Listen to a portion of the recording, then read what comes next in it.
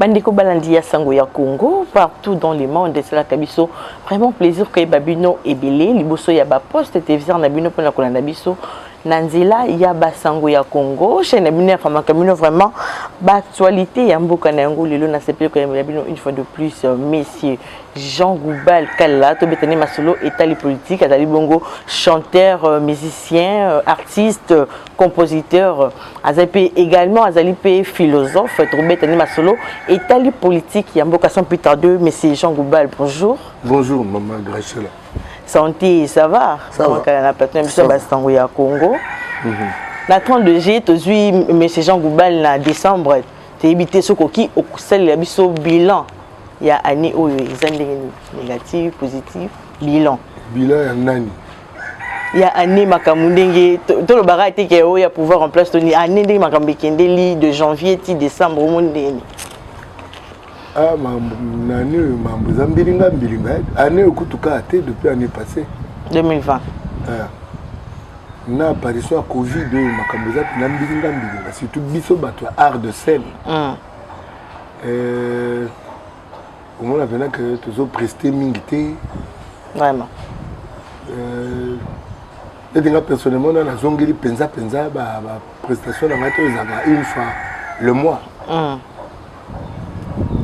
Donc voilà. Bilinga bingeza mais moto. Azaka moto pour mécanicier zali. Quel que soit le problème, moto fa se surpasser parce que moto fa penser à la solution. Un problème. Par rapport à Maïma Talimboka, Bilani no ça depuis surtout pouvoir en place depuis pour Ebandelia pouvoir en place les lots. Okolo bani. Bilani zandé moka parce que situation ya batuni c'est zandé mona situation à pouvoir. Mais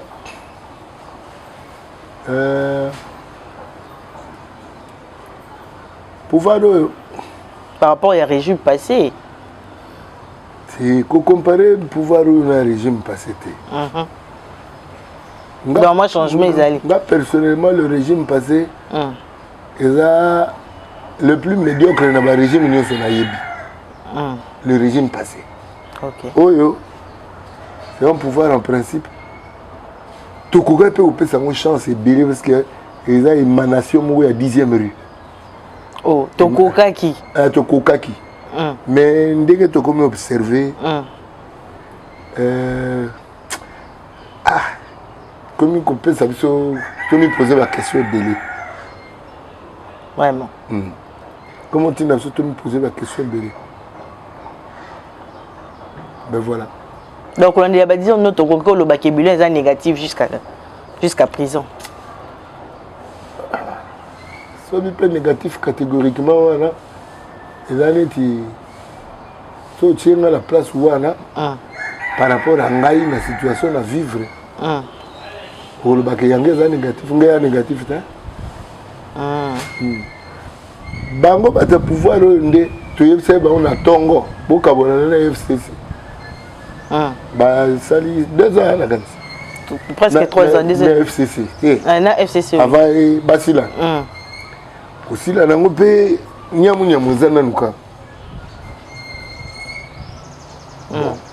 voilà ce que la partie à responsabilité de la Bangomo. Union sacrée, une grande responsabilité, il y a cash, il y a Kindi Sangana Gana FCC. Responsabilité à Bagayo, Bango va vivre et puis va faire vivre Bisso. Et je vais rester le coup. Et on ne peut pas revenir aux mêmes causes pour attendre des effets différents. Et ça, on a une question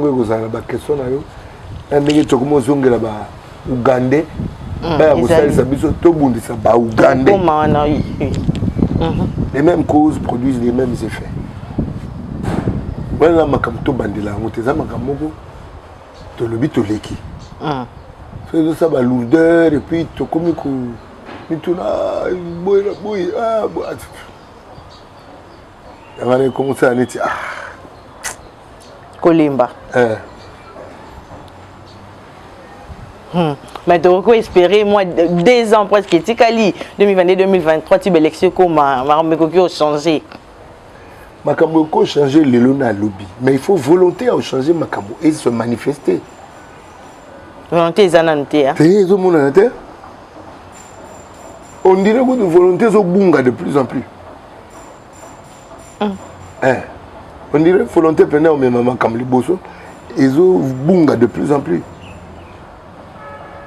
Et donc tout le monde a l'espoir.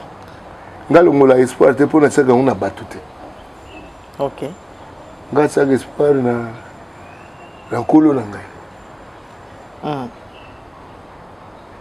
Bino tsoki beaucoup l'espoir, bino ya bino tezangaita. Peuple congolais a l'espoir. Peuple a congolais pour peuple a coopérer nzambe bien terre. Aussi espoir na ye peuple wala. Le peuple a coopérer nzambe bien terre. Et bien l'église est dans le Congo. Parce que l'église est justement on est nzambe fâché là. Oh nzambe vraiment fâché l'église. Tant il y a que bino bozo peksa ba na ngai baya et pas na ngai pour bino boni bokoma. Bobungisa bango nzela po bino mo boyebi ke bokota te. Basala ngona nkoti. Basala ngona nkoti. Mais comment voulez-vous oyoka pasteur ayote ya Christ mais yemu ka kenda uzabakisi. Mutabonga linga peuple wana kota na lo. Ali mada. Toko mbongo toko na église ya bakisi. Église et côté politique, tout le monde a 5 ans. Non, politique. Bazo ko se mêler na maï atali politique amboka et tout. Politique est un problème té. Les pays c'est église et ça la politique. Ngai na mona ngwe peksa mida. Ngai wala point de vue. Personnel il y a papa Jean Goubal.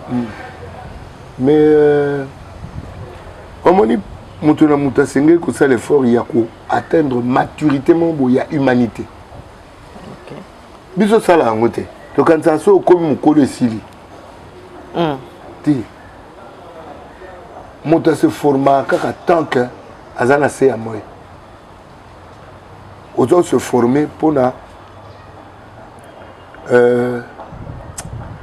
benga na la langage à Christ. Comme ça nous autres notre tempéré en cours. Alors tu dois continuer à te forger, à te former, continuer.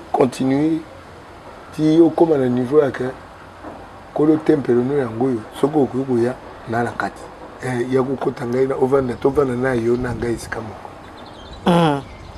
Bon, il fait comme un bon. Et comme un bon. C'est ça. Moto. Il faut vivre en principe. Qu'on a un objectif, il y a bongo. C'est-à-dire que comme à un niveau, il y a que vous venir la chambre haute. Mais sur le FC Bino Bimaté, vous n'êtes à terre. Vous avez dans la vérité. Vous avez et Esprit Saint. Vous avez dans la vérité. En ce moment-là, le corps est devenu le temple de Dieu. Mais ces gens Goubal, tout côté bon na matali politique yambo cannabis bongo to lobela mingi état de droit. Est-ce que état de droit le toko lobela on pena ezali indépendant? Banda ka justice na biso c'est indépendante le toko lobela on komona. Le droit le quoi va se balancer kango, se balancer ango. Mais moi bana msuba kola ba. Aba yangena ba mongo ba be mingbek. Mingbek. Mingbek donc petit kola ko piquer. OK. État de droit et kola ni ba no ba kola no kité wala. Donc école bien té croissance bien té. Croissance bien té faut qu'on laisse ça bien.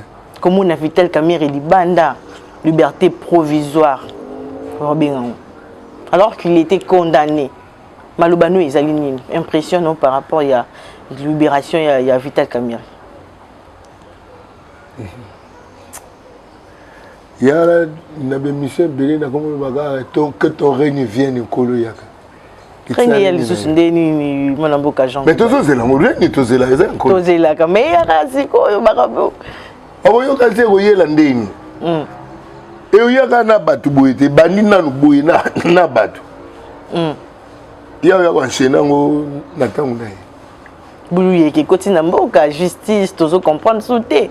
bato bakokangama bakobima impression ezali komona bongo yango nga benga Mambouissa mondire lioto. Et puis lioto d'avant histoire doro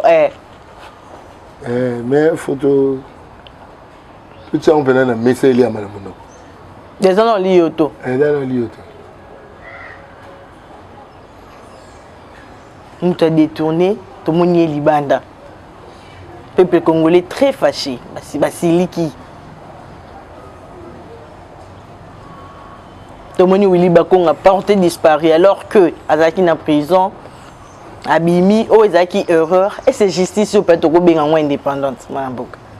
Kasi on a benga li tout. Yangana e confronta ngai na ba conviction na ngai yake moto agotsa motema na moto te. Ase moto te nde aza solution na makamba bato. Bato faut batsa motema na kolo. Voilà. Mais tu peux congolais battre motema wapi? Batsa motema na bato. Mais peuple congolais tout motema na bato leki makazi poso otambola boyo mona na nzela ka grand prêtre ba petit na otala ka to monio. Mais ba ebite côté outi na ndiki côté zokinde bo ba senga ka bo mokili mobimba. De mokili koma ka nzambe sala ya wana ko ba grand prêtre wana. Est-ce que lui, tu es président Félix Antoine Tshisekedi contre les impunités, la corruption? Est-ce que tu as le balelo pena ekosimba? IGF musale ekosala ekosimba comme on a maramba boye penza moi mboka Jean Goubal. C'est que tu as un solo na omona na lutte ngo. OK. On dirait IGF ça musana yi. Bato ba sengeli ku kangema. Ba kangema te. On dirait ce que comme il a une voie justice et côté gel. Et côté jeu mugo wana. Alors celui chez ça nami lutte, celui chez ça il y a chef de l'État et le chef de l'État a lingi ango et simba. Mais ce que ça a même si moi na batu ya IGF makambo po imugo a sauver bana maine ah.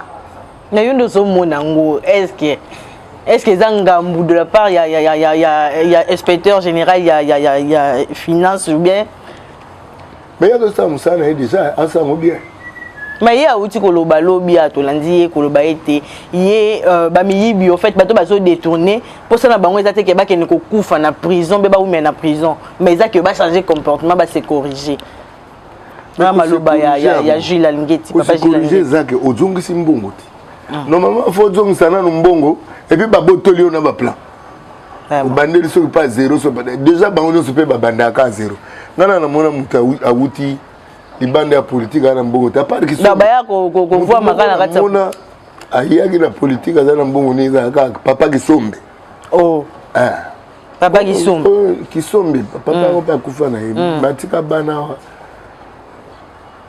donc nyonso ba ya ka ko voir na politique. Mais est-ce que quand il y a Vital Kamerhe est-ce qu'ils ont ici babilo qu'on peut monter liberté jusqu'à présent tous les battés porte-parole gouvernement ils ont le batté journaliste il y a un moni biloko on sonne la ndenge on peut ça mutu passe nami na lobi kolo que toreni vienne quand yo mo ya occupé makamna dans Zambia yo occupé mamba Congo pour to ko kalisute lisusu te to kokana biso te to kokate de buka non to kokate na mboko tozo meka pe ko kokate en fait nga depuis na yebi Congo le valer to na ba royaume Congo mais l'air ka Léopold à côté tilelo to kokata changement exacté changement ko to so talibé na ga na mbri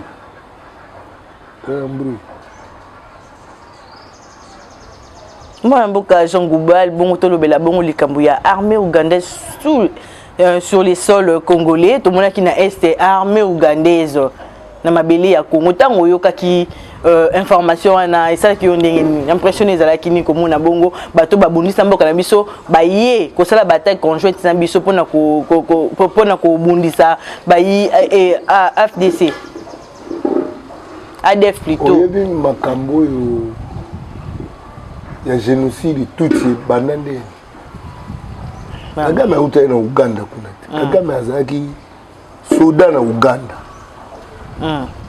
bango bazali na Uganda bande préparer baya kokota na Rwanda baboma batuti oyo bazaki na tendance ya oza kota ba français na ba hutu mais lelo esami bongo batuti wana na ba hutu wana ba monike ba ko famille ba koti Congo or vrai couple na bango ezaki ba kota Congo ole ba kota Congo bongo ba kenda kolanda bango le ba landa bango na Congo nde basala lelo alibatika embrouillement oyo comme osala ma oyo embrouillement za planifié na ba année 90 embrouillement oyo zosala lelo eza planifié na ba année 90 donc eza plan ya kala ngako na campus na ba année 80 na yoka histoire ya empire matuti wana na yoka na campus dans les années 80 bon les années 90 nde bana ko ya basala génocide nde basala génocide na bango mise en scène génocide ya la théâtre bakolo génocide nde basala makambo siko lelo entre-temps ye Kagame na Museveni kasi Kagame azaki soda pa Museveni siko bali ngaba pesa biso ba mise en scène nini tout à l'heure mais comme un chef d'État konzima ko collaborer na Uganda ça qui on ndengini et surprendre nga et surprendre nga pour makambo ya génocide wana soko yebi yango bato wana bazaka ndenge papa Etienne Lobaki facture na bino combien bukamata balari na bino po ba ya defu wana bazolo bila biso kiza ba defu ya mukabata na bango bango na bango eza ba mise en scène na bango nepe ba ye wana comme bazonga bazonga suti to ke na balkanisation te mwana mboka te balkanisation ezate balkanisation ezate po yanga na bingai na komi kutela ka nkulu soko tai carte ya Congo ndenge e dessinama na nini babe ngani synagogue mo kuna na Israël e dessinama mobimba e dessinama te ko eza Congo ndambu te non moto na mutuna tcheke ko balkaniser Congo yemo ko mta ko balkaniser me baki suko bakisa MONUSCO alors que peuple ya est les obo ya MONUSCO to moni signature ye salema yamela Uganda peuple est bato bayi est ba ko kanisa bango pona bango balobi ba ko suspecter MONUSCO bazana sima ba attaque wana ya ADF mais to moni biso armée biso commence ba signer bona dai ba colter bimana ba camion MONUSCO ezaka étape moto oleka na Congo so kanisa qu'il fallait qu'on espérer mais étape moko na kanisa peta mususu ya suka avant makambo changer on disait suka avant makambo changer on dirait mais peuple congolais kolobaki chef de l'état vraiment a collaborer mingi na benemi a boma mboka mais peuple azo mona tomoni mikolo lekinde Paul Kagame a proposé qui ba construction un village moderne wana balobi na régime passé ezala quitté le kutama be ngai na lembi ko banga bango wana ba Rwanda e ba construire ka na chef d'état qui na aéroport na bango wana na ba avion to bakango to kamatango et tigala par quel moyen pour tout le monde en collaboration comme makasi penza kala liloboyo omoni ba avion na bango wana e koma ya biso kanga liloboyo et le club so guerre na mboka mwana mboka Jean Bouba ta musuku to biso nem to banda guerre Congo mte banda guerre ta mususu Moi naboka Jean Goubato le bela bongo mikolele ki actualité za moi ebele tozo le bela mbamba on pona munitage temps ya émission mais mikolele ki affaire ya hold up yo zo tondeni hold up oyo ancien président de la République a impliqué bongo na présumé détournement il y a ba millions yembo ngazana millions oh millions te ko ba milliards tala ba milliards et puis ba milliards ya mukete. Et puis, hold up, hold up, et quand théâtre, ça pour pas bimsabino na mutu que ça ba milliards et comme ba millions. Dans ils a enquête maro fausse to koloba. Voilà aux enquêtes à copte. Ou bimsaboye po ba to ndombolo wana ba bossa na ngai. Mais comment le FCC zotambola alors que autorité morale na bango impliqué na ba détournement. FCC le les zotambola pour la dictature. Il y a pouvoir en place. Alors que bon, bah détourner dans le régime passé, l'autorité morale a détourné un bongo, mon solo à l'État. Là, moi, mouké, là, nous quand ça me colonise au bas bateau. Baza bateau. Oh, nous avons baza bané. Me colonise au bas bateau. Bazane. Banyama baza. Batukutu nde ba muke. C'est-à-dire Batu musika no mona bona musika yoza mwa muke. Ezi ngai na haki obeta ba musique na ngai na tanga ba livre na nga. Na ebike mikolo wana ba bomsa mboka. Etina ye kokola na komota mikolo on de près. Ngabe oh. Ndeni ngala koko tika mutu abuya dirige mboka nanga na okanisa pe ke bato aboye bakoti batute nga fani na parlement wana bato baki muke et puis tokende pai tozonga epai elo nini congolais azolia na makanisi quelle est la nourriture spirituelle la nourriture morale psychique de l'homme congolais. Ali à la foule. En termes de spiritualité, il y a foule. En termes de moralité, il y a foule. En termes de musique, il y a foule. Alors, mon toit a foule. Tant que ça entre temps, il y a moto foule déjà. Dans le Congolais, c'est déjà fou. Attends, le Kélé Bopeto ici, il faut que l'ongolais fou l'undé dans Katiamoutou. Le travail il est tellement sérieux, mais bisous quand ça travaille, on a un slogan.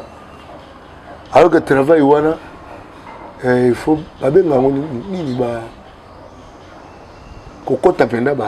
ba réunion en moto, qu'on analyse les cambos sérieusement.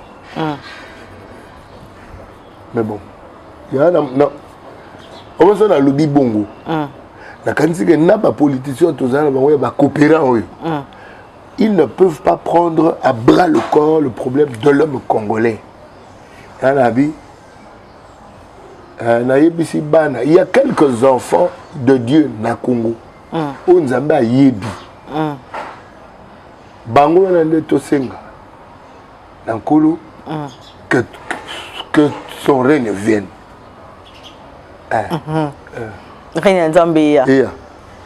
Yo pour nga cause la moko ya ba député ko mon comportement ba député récemment makambo exo ça ba bavure na parlement tout le monde qui papa mboso na député Denis c'est ça ko fingana tant mona qui saigne wana ça qui on ndengeni o de les convoyous o moni l'air moko na le bien les na moi mukena ndukanza mikolo nyoso ba bato deux ans makamususu nga na pesa katangu tena kipermo donc neti makambu ya bongo eza ba discussion o ba bana basalaka après match ya ba Messi na ba Ronaldinho vraiment aba Cristiano Ronaldo nga venana banda kubanda kubeta lisolo ya o tata wana na jeune oyo ba comportement de ya ba député stade on dirait naza ngusu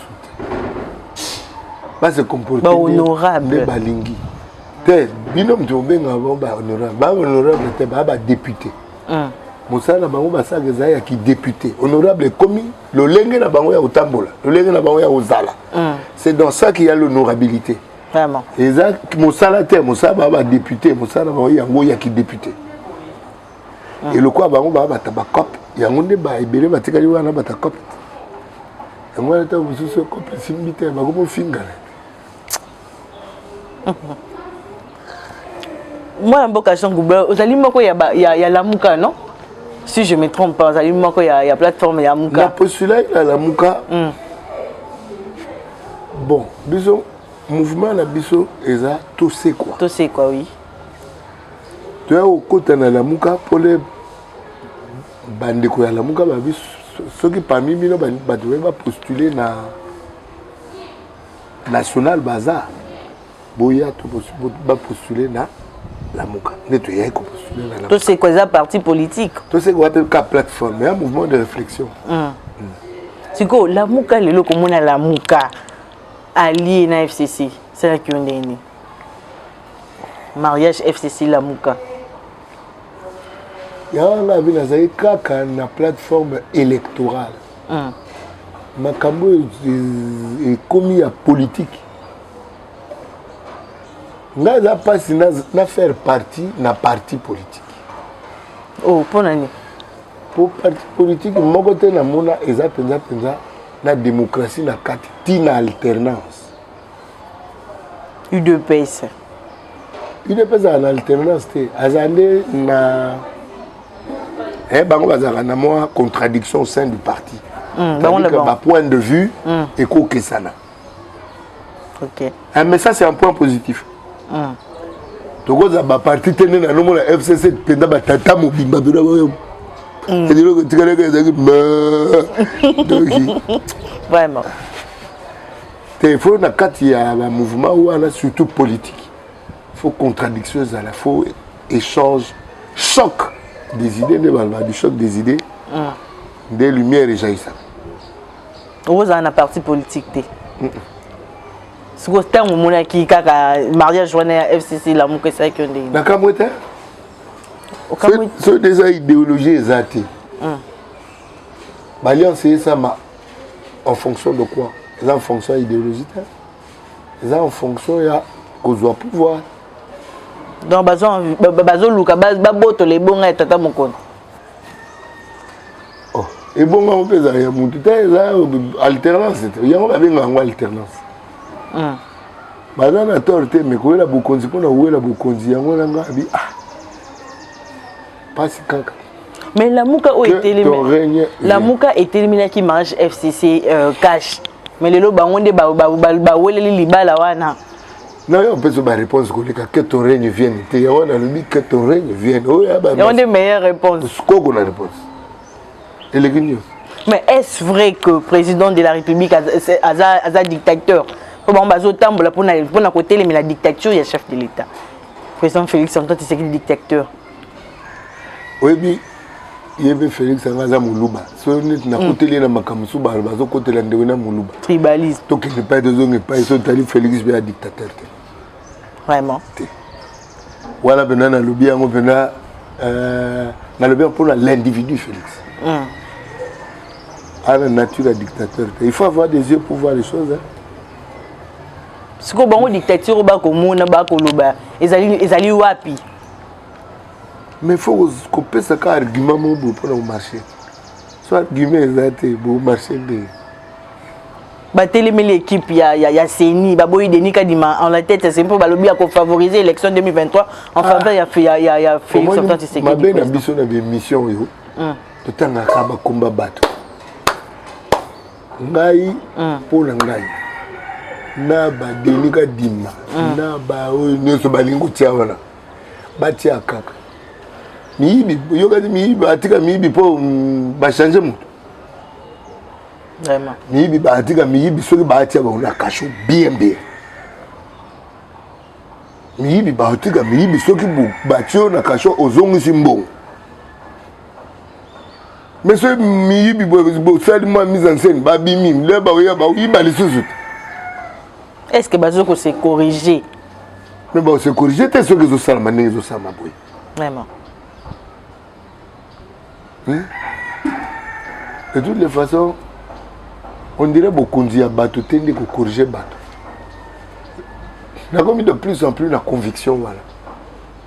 Bien sûr. Et là beaucoup de bateau tende ko corriger bateau, mais bateau pe ba ko senga ko lo ki tsa beaucoup ndina. Donc c'est une intervention nzambe yimo comme personne.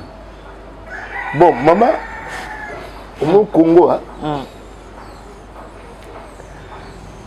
retard toi na ngwe leki monene.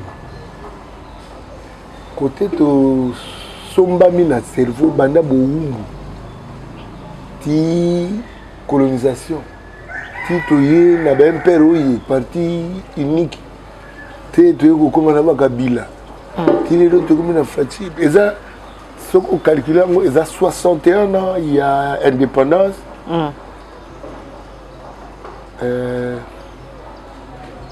1815 nde bakataki état ya Congo 1815 sozi banda ba 1815 ti lelo peuple ba longoli boye boye peuple ba tie kobanga après kobanga ba tie boumbu après boumbu ba kotisi impero ya vocation impero yi memeli biso ba rwandais na ba machette na ba poison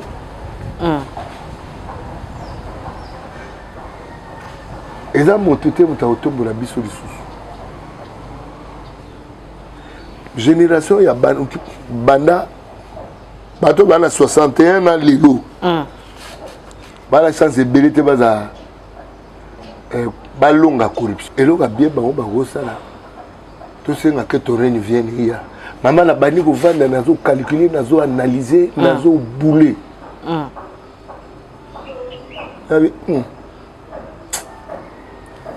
akamoto kansanga congolais na niveau akomi donc congolais azo yiba amona ngo normal atinda pe bato basambela osambelela ngai mpo na ndenge na yibi et comment a-t-il permis de battre les prières de Aïbi? Non. Tu atteindre le niveau moko. Et tu regardes en Colombie. Bilan 2022, 10 milliards. Par rapport, il y a des défis chef de l'État, Azali, il y a relevé. Est-ce que le bilan est bon, est suffisant ou bien budget, oui. Budget, il y a 2022, 10 milliards. Est-ce que c'est suffisant? Tout ça manqué par rapport il y a des défis au chef d'État ça non il y a mutu na ngai le bokamo ba 10 milliards wana ngamona ba 1000 milliards wala budget ya Congo na mona 1000 milliards et puis Congo a ko salango Congo ko salango ya ko bengana na nu fond Fonds monétaire international bengani banque mondiale bengani batu nyonso ba ya za coltage biso bukangi ba mir to ça 1000 milliards biso mo et les autres réception ko ça ba 1000 milliards wana ba ministre ba prix mangondo ba ocha ba yebo créer richesse te bazo ko tuna aba lia ndeni faut ça bateau ba yebi ko créer na ba coulage ba recette les salimaka tout ça. Oui, Congolais azana âge ya mutazo banga mbongo. Papa Chicha noba. Congo combattre Mobutu boya mbongo boya basi. Mais biso bata indépendance. Faiblesse ya trop. Na mbongo na basi alors yango petit na moyibi vraiment 10 milliards ils ont manqué pour le moment ba 10 milliards il fallait ça ba budget ya ba campus que tout est campus il fallait ça ta ba 100 milliards mais bolongo na boumbu ko longo sortez du milieu de mon peuple bolongo na boumbu yanga na osenga 10 000 ya caché ba kamwa alors que na mutu na ngai namona ba milliards c'est-à-dire Congo a ça 1000 milliards il y a budget à ça bien tu fais kangana ba porte partout akaika Congo sali babe maoni vivre en ostracisme en vase clos to coopérer na mututé au moins Hitler na banosa ba guerre ne wana anote une armée koto ba savant awa bo calculer mbala moko même si tu as une guerre tu as parler na biso to vandi to bandi marathon pena ya ngango ya intelligence faire travailler les ménages de toutes les façons on n'a pas besoin de tout le monde vraiment bato ba yebi ko faire travailler ba ménage on les connaît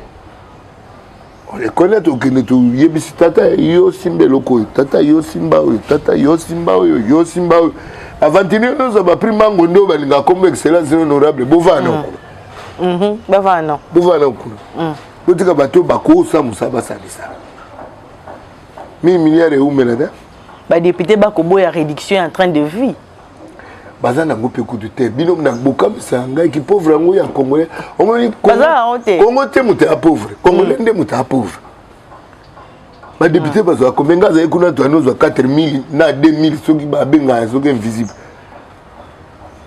voilà mbongo pe les mbongo par rapport il y a enseignant par rapport il y a soldat ça combien ya wena nguya alors que député ça 4000 ça déjà ébélé là déjà ils ont ébélé par rapport il y a enseignant par rapport il y a soldat mais pas ni bossa par rapport à bongo pourquoi soldat so so mabe yo ga teke mi continue ba yiba mbongo yo ga teke mi continue ba soldat ba duta ba détourner ba mbongo ba soldat baza oyebi na bino pe batu na bino ba détourner mbongo siko boko mo betela ba musu maboko mboka ozo ka mo train de vie à 4000 c'est rien dans bazar on a raison robot et à réduire ba 30 de vie na ba en faveur il y a ba militaire na biso en faveur te ba kabula mbongo à Congo équitablement en faveur te d'abord les beaux quand ça un budget à 10 000 na Congo 10 milliards ce qui 10 milliards pour nous on a 10 000 des mots ça vraiment mouqué par rapport à ba tant il y a peuple et ça coûte te mouqué bandi ko zala par rapport des salariés ou tu n'as pas 4 que bon 4 ans ou tu bien peut-être na 4 ans na bato musu ba ina ba millions na poche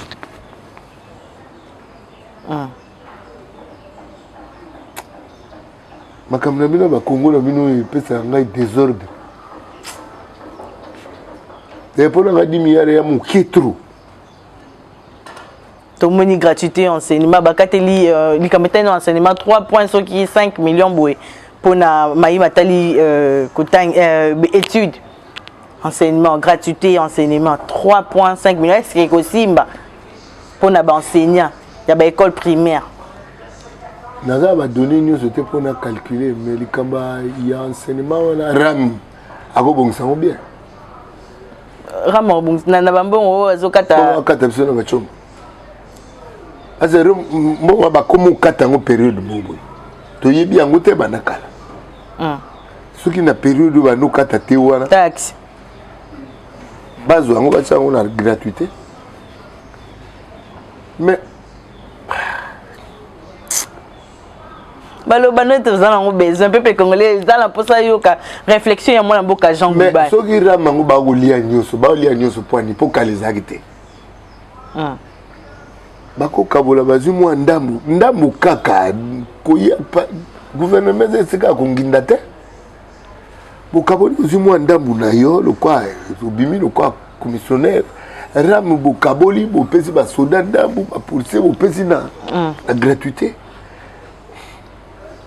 Congo azangi ba moyen te mama vraiment Congo azangi de bato ba na moyen ya bomoto te na mutu bato ba na moyen ya poche na libumu na nzoto soko ye na moyen ya mayele te ye na moyen ya estomac na poche yango nozomona 10 milliards il y a budget d'abord budget ngo ezamuke o zelo yiba na kati vraiment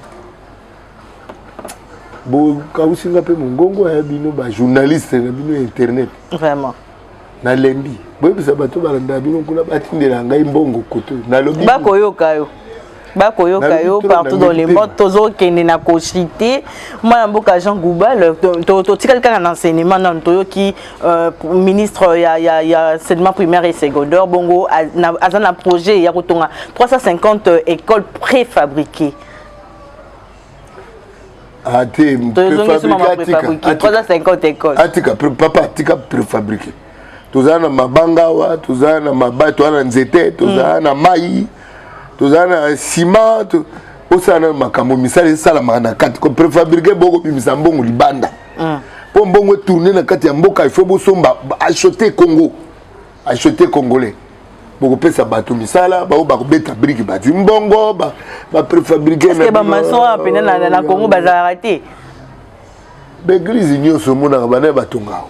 Comment tu banda ka sango le kabanda nyoso na kitoko. École préfabriquée 350.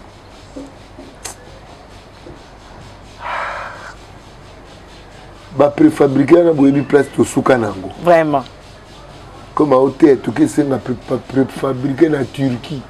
Tozana ciment wa, tozana mabanga soke so kari gresa o mona mabanga donc soko kena nzela ba kongo ciment ezali.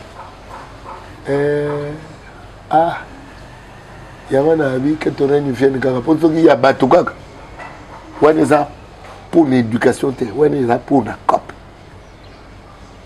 Soko moni moto azo ya na makanisi ba préfabriqué.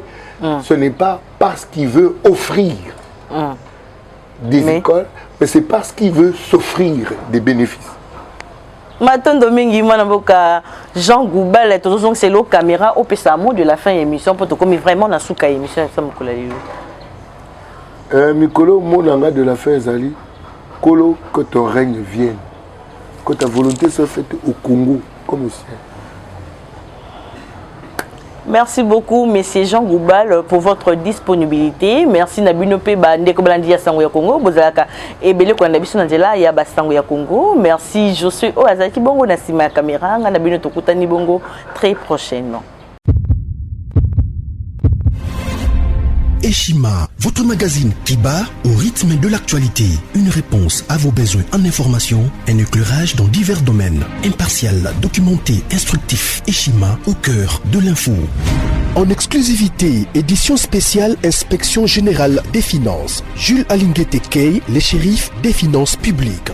Jamais dans l'histoire de cette institution, 34 ans durant, l'opinion nationale et internationale n'avait autant parlé de l'IGF. En près d'un an et demi, le shérif des finances publiques, avec le concours de ses différentes brigades, a enchaîné des audits et des contrôles des finances et des biens publics, des enquêtes, inspections, vérifications, contre-vérifications et des surveillances de toutes les opérations financières, tant en recettes qu'en dépenses, du pouvoir central, des provinces et des entités territoriales décentralisées, ainsi que des organismes ou entreprises de toute nature. Et Shima Magazine fait un coup de projecteur sur les actions d'un homme qui a révolutionné un service jusqu'hier inconnu du grand public.